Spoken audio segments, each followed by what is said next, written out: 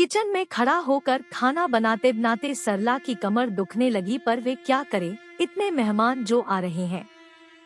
बहू की पहली दिवाली है। कल तक उसे उपहार लेकर मायके जाना था, पर अचानक बहू की मां का फोन आ गया कि अमेरिका से उनका छोटा भाई और भाभी आए हुए हैं। वे शादी पर नहीं आ सके थे, इसलिए वे आप सबसे मिलना चाहते हैं। उन्हीं के साथ बहू के तीनों भाई व भाभियां भी अपने बच्चों के साथ आ रहे हैं। कुकर की सीटी बजते ही सरला ने गैस बंद कर दी और ड्राइंग रूम में आ गई। बहू आराम से बैठकर गिफ्ट पैक कर रही थी। अरे मम्मी देखो ना, मैं अपने भाई भाभियों के लिए गिफ्ट लाई हूँ। बस पैक कर रही हूँ, आपको दिखाना चाहती थी पर जल्दी है, वे लोग आने वाले हैं इसलिए पैक कर दिए। बहू ने कुछ पैक किए गिफ्ट की तरफ इशारा करते हुए कहा। तभी सरलाजी का बेटा घर में दाखिल हुआ और अपनी पत्नी से बोला, सिमी एक कप चाय बना लाओ, आज ऑफिस में काफी थक गया हूँ। अरे आप देख नहीं रहे हैं कि मैं गिफ्ट पैक कर रही हूँ। माँ आप ही बना दीजिए न चाय, मुझे अभी तैयार भी होना है। मेरी छोटी भाभी बहुत फैशनेबल है, मुझे उनकी टक्कर का तैयार होना है। इतना कहकर सिमी अपने गिफ्ट पैक करने में लग गई। शाम को सरलाजी के ड्राइंग रूम में करीब 10 से 12 लोग बैठे हुए थे। उनमें बहू के तीनों भाई, उनकी बीवियां, बहू के मम्मी पापा, भाई के बच्चे और उन सब के बीच मेहमानों की तरह उनकी बहू सिमी बैठी थी।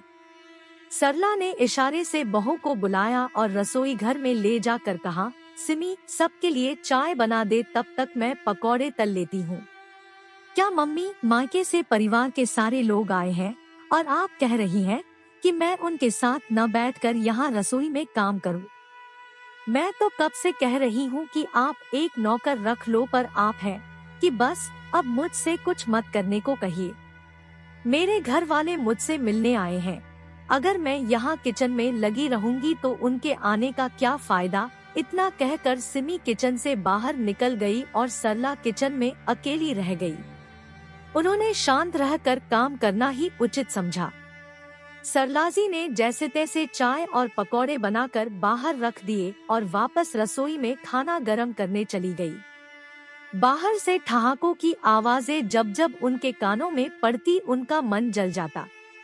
सरला के पति एक दो बार किचन में आए सिर्फ यह कहने के लिए कि कुछ रोटियों पर घी मत लगाना, सिमी की भाभी नहीं खाती और खिलाने में जल्दी करो, बच्चों को भूख लगी है। सरलाजी का खून तब और जल गया जब जाते जाते सिमी की मम्मी ने उनसे यह कहा, क्या बहन जी आप तो हमारे साथ जरा भी नहीं बैठी, कोई नाराजगी है क्या? सबके जाने के बाद सिमी तो तुरंत सोने चली गई और वे रसोई संभालने में लग गई। अगले दिन सरलाजी का मन हुआ कि वे पति और बेटे से बीती शाम की स्थिति पर चर्चा करें, पर दोनों ही जल्दी ऑफिस चले गए। 2 दिन बाद फिर सिमी की एक भाभी घर आ गई और उसको अपने साथ शॉपिंग पर ले गई। शादी के बाद से यह सिलसिला अनवरत चल रहा था। कभी किसी का जन्मदिन, कभी किसी की शादी की सालगिरह, कभी कुछ तो कभी कुछ। सिमी के घर वालों का काफी आना जाना था, जिससे वे तंग आ चुकी थी। एक दिन मौका पाकर उन्होंने अपने पति से इस बारे में बात की, सुनो जी, सिमी न तो अपने घर की जिम्मेदारी संभालती है और न ही समीर का ख्याल रखती है।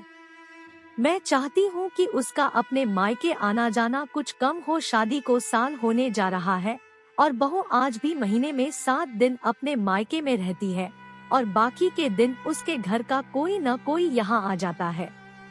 सारा दिन फोन पर कभी अपनी मम्मी से, कभी भाभी तो कभी किसी सहेली से बात करती रहती है। देखो सरला, तुमको ही शौक था कि तुम्हारी बहू भरे पूरे परिवार की हो, दिखने में ऐश्वर्या राय हो। तुमने खुद ही तो सिमी को पसंद किया था। कितनी लड़कियां नापसंद करने के बाद अब तुम घर के मामले में हम मर्दों को नहीं डालो तो अच्छा है।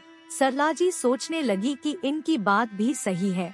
मैंने कम से कम 25 लड़कियों को देखने के बाद अपने बेटे के लिए सिमी को चुना था। तभी पति की बातों से सरला की तंद्रा टूटी। वे कह रहे थे, सरला तुम कितने दिनों से कहीं बाहर नहीं गई। ऐसा करो, तुम अपनी बहन के घर हो आओ, तुम्हारा मन अच्छा हो जाएगा। अपनी बहन से मिलकर अपना दिल हल्का करने की सोच से ही सरला खुश हो गई। अगले दिन ही वे तैयार होकर अपनी बहन से मिलने चली गई, जो पास में ही रहती थी। पर बहन के घर पर ताला लगा देखकर उनका मन बुझ गया। तभी बहन की एक पड़ोसिन ने उन्हें पहचान लिया और बोली, अरे आप सरला जी हैं, न विभा जी की बहन। जी हाँ, आपको पता है विभा कहाँ गई है? विभा जी पास के बाजार तक गई है, आप आइए। नहीं नहीं, मैं यहीं बैठकर इंतजार कर लेती हूँ, सरला ने संकोच से कहा। अरे नहीं सरला जी, आप अंदर आकर इंतजार कर लीजिए, वे आती ही होंगी। उनके बहुत आग्रह पर सरला जी उनके घर चली गई। आपकी तस्वीर मैंने विभाजी के घर पर देखी थी, आइए न, शिखा जरा पानी ले आना। उन्होंने आवाज लगाई। अंदर से एक बहुत ही प्यारी सी लड़की बाहर आई। बेटा देखो, यह सरला जी है, विभाजी की बहन। इतना सुनते ही उस लड़की ने उनके पैर छू लिए। सरला ने उसे मन से आशीर्वाद दिया तो विभा की पड़ोसिन बोली, यह मेरी बहू है सरला जी, बहुत प्यारी बच्ची है। मम्मी जी मैं चाय रखती हूँ। इतना कहकर वह अंदर चली गई। सरला ने एक नजर घुमाई, इतने सलीके से हर चीज रखी हुई थी कि देखकर उनका मन खुश हो गया। कितनी संस्कारी बहू है इनकी, और एक सिनी है। बहन जी, विभा दीदी आपकी बहुत तारीफ करती है। मेरा ध्यान विभा की पड़ोसिन पर चला गया। इतने में उनकी बहू चाय बिस्कुट के साथ पकौड़े भी बना कर ले आई और बोली, लीजिए आंटी जी। हाँ बेटा। तभी फोन की घंटी बज गई। पड़ोसिन की बहू ने फोन उठाया और बात करने के बाद अपनी सास से बोली, मम्मी पूनम दीदी का फोन था, शाम को हम सबको खाने पर बुलाया है, पर मैंने कह दिया कि आप सब यहाँ बहुत दिनों से नहीं आए हैं, आप और जीजाजी आज शाम खाने पर आ जाओ। ठीक कहा? हाँ बेटा, बिल्कुल ठीक कहा। बहू किचन में चली गई तो विभा की पड़ोसिन मुझसे बोली, पूनम मेरी बेटी है शिखा और उसमें बहुत प्यार है। अच्छा है बहन जी, नहीं तो आजकल की लड़कियां बस अपने रिश्तेदारों को ही पूछती है। सरला ने यह कहकर अपने मन को थोड़ा सा हल्का करना चाहा। बिल्कुल ठीक कहा बहन जी, पर मेरी बहू अपने माता पिता की अकेली संतान है, एकदम सरल और समझदार। इसने यहाँ के ही रिश्तों को अपना बना लिया है। अभी शादी को 5 महीने ही हुए हैं, पर पूरा घर संभाल लिया है, वे गर्व से बोली। बहुत अच्छा है बहन जी, सरला ने थोड़ा सहज होकर कहा। अकेली लड़की है तो अपने माता पिता के घर भी बहुत जाती होगी। वे अकेले जो है। नहीं जी, बहू तो शादी के बाद सिर्फ एक बार ही मायके गई है, वह भी कुछ घंटे के लिए। हम बात कर ही रहे थे कि बाहर से विभा की आवाज आई, शिखा बेटा घर की चाबी दे देना। विभा की आवाज सुनकर शिखा किचन से निकली और उनको अंदर ले आई। शिखा ने खाने के लिए रुकने की बहुत जिद की, पर दोनों बहनें रुकी नहीं। अगले ही पल सरलाजी बहन के घर आ गई। विभा के दोनों बच्चे अमेरिका में रहते थे, वह और उसके पति अकेले ही रहते थे। दीदी आज मेरी याद कैसे आ गई? विभा ने मेज पर सामान रखते हुए कहा। बस यूं ही, तू बता कैसी है? मैं तो ठीक हूँ दीदी, पर आपको क्या हुआ कि कमजोर होती जा रही हो? विभा ने कहा। शायद सरला की परेशानियाँ उसके चेहरे पर भी झलकने लगी थी। आंटी जी आज मैंने राजमा बनाया है, आपको राजमा बहुत पसंद है न? आप तो खाने के लिए रुकी नहीं, इसलिए मैं ले आई और इन्हें किचन में रख रही हूँ। अचानक शिखा दरवाजे से अंदर आई, किचन में राजमा रखकर मुस्कुराते हुए चली गई। बहुत प्यारी लड़की है, सरला के मुंह से अचानक निकल गया।